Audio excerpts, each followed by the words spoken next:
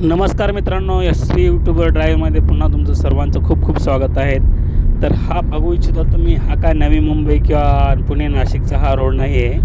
तुमच्या माझ्यासाठी एवढी ग्रीनरी आणि एवढं क्लीन आणि एवढं स्वच्छ हा रोड आहे बारामती शहरामधला, जे की आपलं अजितदादा पवार यांचं जन्मस्थळ आणि शरदचंद्रजी पवार साहेब यांचं जन्मस्थळ हे बारामती रोड आहे मित्रांनो. तुम्ही पण बघितल्यानंतर तुम्हाला पण वाटलं असेल की हा मुंबई पाम बीच वगैरे त्या साईडला किंवा नाशिक मुंबई पुणे इथला रोड असेल, परंतु हा तिथला रोड नसून हा आहे बारामतीतला रोड. आणि खूप छान असं ग्रीनरी आहे आणि गार्डन वगैरे खूप क्लीन पण सिटी आहे, पूर्ण बारामती क्लीन सिटी आहे. तर चला तुम्हाला बसस्टँड दाखवतो बारामतीचं. तर हे बघा मित्रांनो, हे आहे बसस्टँड बारामतीचा. एखाद्या एअरपोर्टला लाजवेल असं बसस्टँड बनवलेलं आहे आणि खरंच खूप छान आणि सुंदर आणि क्लीन वगैरे आहे हे बारामती बसस्थानक. तुम्ही बघू इच्छिता, तुम्हाला आतमध्ये पण दाखवते ज्या पद्धतीने हे बारामती बसस्थानक बनवलेलं आहे. अक्षरशः खरंच मला तरी वाटत नाही राज्यात कुठे असेल किंवा देशात कुठे असेल एवढं छान असं बसस्थानक बनवलेलं आहे. आतमध्ये तुम्ही बघू इच्छिता हे किती छान असं गार्डन बनवलेलं बसण्यासाठी. आणि बाकीचे तुम्ही बघतच असाल बसस्थानक आपल्या राज्यामधले कसे आहेत, की सगळे गुटखा खाऊन थुकलेले, बाथरूम घाण, सगळं घाण, जिकडे तिकडे तुम्हाला घाण दिसत असेल.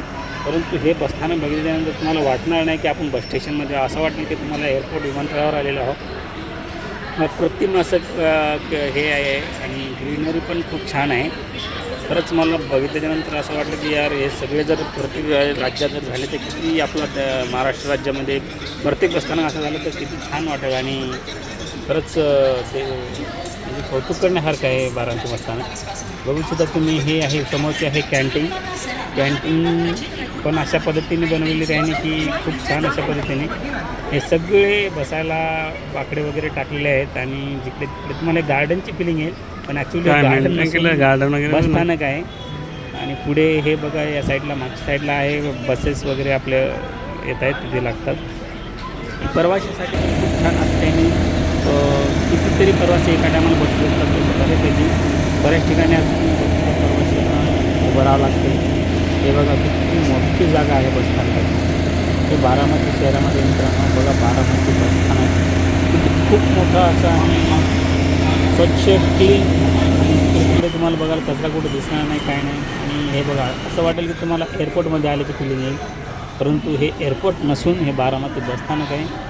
आणि मी तर फर्स्ट टाईम बघितलं मित्रांनो. तुम्ही कधी आला तर नक्कीच बारामती बसस्थानक बघण्यासाठी या. बारामती बसस्थानक खूप छान पद्धतीने यांनी बनवले. सलाम त्या जे काय ते कोणते यांचे शिल्पकार आहेत त्यांना खरंच सलाम. आणि त्या लोकप्रतिनिधींना पण खूप खूप सलाम, की ज्या पद्धतीने आणि ॲक्च्युली करण्याची इच्छाशक्ती आहे असते तर सर्व काही गोष्टी घडू शकतात, करू शकतो माणूस. आणि बघू इच्छिता तुम्ही, असं वाटतं की कुठली तरी इंटरनॅशनल कॉलेज वगैरे किंवा असं एअरपोर्ट आहे, असं दुरून जर बघितलं तर तुम्ही कल्पना करू शकत नाही. तर नक्कीच भेट द्या. जेव्हा पण तुम्ही बारामती याल तेव्हा एकदा बसस्थानकाला भेट द्या. तुम्हाला एक आयडिया येईल की खरंच आपले बसस्टँड कसे आहेत आणि बारामतीचं बसस्थानक कसं आहे. याचाच अर्थ असा आहे की लोकप्रतिनिधींनी ठरवलं तर काहीही करू शकते आणि किती छान पद्धतीने करू शकतात, याचं उत्तम उदाहरण आहे.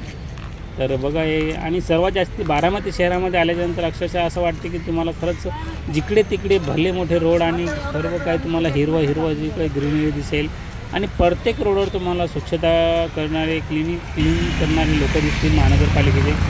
तुम्हाला असं वाटणार नाही की बाबा कुठेतरी घाण दिसेल. असं प्रत्येक ठिकाणी मी तर अक्षरशः प्रत्येक रोडवर बघत होतो की त्यांची ती झाडू घेऊन महानगरपालिकेचे कर्मचारी रस्त्याचे एक 100 मीटरपर्यंत 100 मीटरवर असे दिसत होते. तर क्लीन तर मला तर खूप छान असं आवडलं बारामती. मी तर फर्स्ट टाईम आलेलो होतो आणि शहर खूप छान आहे ॲक्च्युली, बघण्यासारखे आहे. तर नक्कीच या आणि भेट द्या बारामती.